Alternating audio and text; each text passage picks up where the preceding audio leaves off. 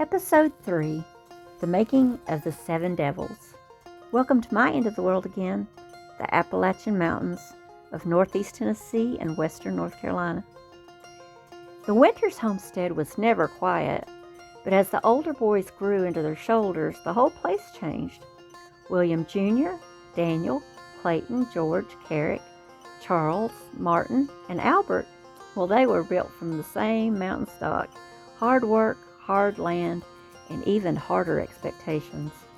They plowed the fields by sunup, split rails by noon, and by evening they needed a way to let go of some excess energy.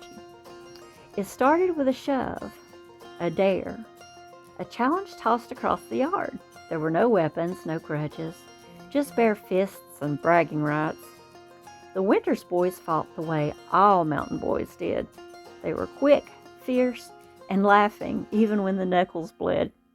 And Albert, he was the quiet one, and he watched every move. Neighbors started showing up at the fence. Some came to watch, and some come to try their luck. Most left with a black eye and a story. The boys didn't fight out of meanness. They fought out of brotherhood, out of pride, and out of the simple joy of knowing you were alive and strong in a world that demanded both. One evening, after one more outsider limped home, an old man spat into the dirt and said, "Them boys fight like devils." It wasn't meant to be a title. It was just a comment tossed into the wind. But the mountains, well, they have a way of holding on to words. And soon enough, folks weren't calling them the Winters boys anymore. They were calling them the Seven Devils. Albert wasn't the biggest. He wasn't the loudest. But he was the one who learned. He studied every stance, every swing, every weakness. He learned how a man telegraphed a punch the way his shoulders shifted, and he saw how to tell a fighter was tired just by the way his breath changed. He wasn't just a devil. He was the one who understood the devils.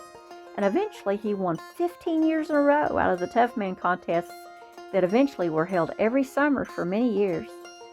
Though Albert was considered one of the good men of the community, he was able to defeat most, if not all, of the men for miles, and won the heart of Jane McClurg. But the mountains weren't done shaping them. Railroads were coming, logging camps were hiring, iron mines were opening, and the world outside the holler, well, it was rougher than any backyard fight. And the Seven Devils were about to step into a bigger ring.